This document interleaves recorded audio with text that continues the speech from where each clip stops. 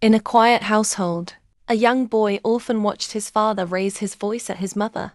Sometimes, it wasn't just words. It was the silence that hurt the most. The father's harshness left scars, not only on the woman he married, but on the little boy sitting in the corner, watching everything. The boy would clench his fists, whispering to himself, "I'll never be like him. I'll never hurt the woman I love the way he hurts my mother." But as the years passed, anger settled deep inside him. Every word, every fight he witnessed became part of his memory, part of his pattern. When he grew up and married, he started to hear his own voice echoing the same tone he despised in his father. He didn't notice it at first. The sharp words, the impatience, the way his wife's smile slowly began to fade.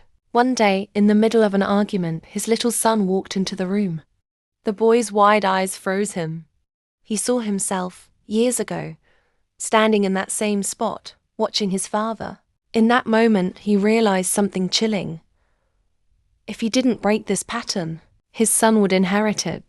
The story of pain would keep repeating from one generation to the next. And so, the choice became clear.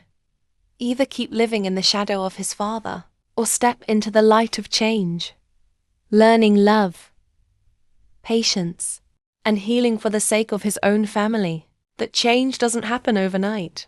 At first, he stumbled, apologies followed by the same mistakes.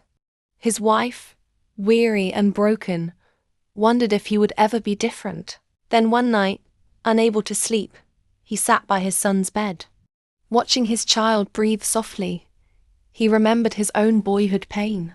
He whispered through tears, "It ends with me. I will not pass this curse on." The next day, he apologizes to his wife and sought help. Slowly, painfully, he began to unlearn anger. Instead of fists and harsh words, he started practicing silence, then listening, then gentleness.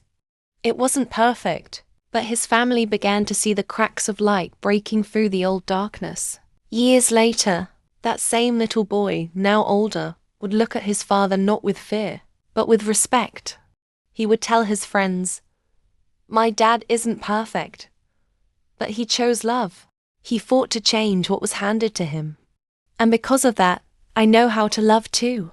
The cycle didn't break by accident. It broke because one man dared to face his shadow and choose a new way.